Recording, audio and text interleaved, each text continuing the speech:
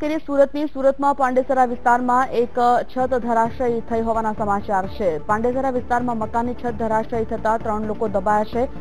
આશંકા 3ની છે। 2 વ્યક્તિની પુષ્ટિ થઈ ગઈ છે। મહત્વપૂર્ણ બાબત છે કે કાટમાળ નીચેથી લોકોને કાઢવા માટેની બચાવ કામગીરી હાલ ચાલી રહી છે। ફાયરની ટીમ પણ અત્યારે આ ઘટના સ્થળે પહોંચી ગઈ છે। કૈલાશનગર ચોકડી પાસે આ મકાન આવેલું છે, જ્યાં મકાનની છત અચાનક ધરાશાયી થઈ જતા આ મકાનમાં રહેતા લોકો, જેમાં અત્યારે જે માહિતી મળી રહી છે તે મુજબ 2 વ્યક્તિઓ દબાયા હોવાના સમાચાર છે।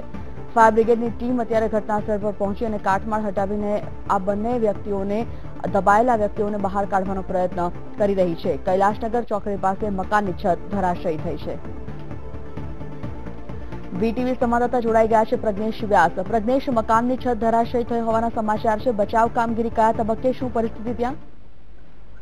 જી બિલકુલ, પાંડેસરા વિસ્તારમાં જે હરસિદ્ધિનગર આવેલું છે ત્યાંની આ ઘટના છે। ત્યાં એક મકાનમાં ઈંટોની દિવાલ ચણાઈ રહી હતી અને તે સમય દરમિયાન જ આ સમગ્ર ઘટના બની હતી ને 2 લોકો, જે પ્રમાણેના વિડીયો ઘટના સ્થળના આવ્યા છે, જે 2 લોકો ત્યાં દબાઈ ગયા હતા અને તાત્કાલિક સ્થાનિક ફાયર બ્રિગેડની ટીમ, 108ની ટીમ, પોલીસ વિભાગ અને સુરત મહાનગરપાલિકાની ટીમ અત્યારે ઘટના સ્થળ પર પહોંચી ગયું છે અને તાત્કાલિક પોલીસ દ્વારા ફાયર બ્રિગેડને કામમાં અડચણ નહીં થાય તેનું પણ પૂરેપૂરું ધ્યાન રાખવામાં આવી રહ્યું છે અને તમામ પ્રકારની કામગીરી અત્યારે ચાલી રહી છે યુદ્ધના ધોરણે, કે જેથી જે લોકો જે ફસાયા છે તેને તાત્કાલિક બહાર કાઢી શકાય। જી, આભાર માહિતી માટે।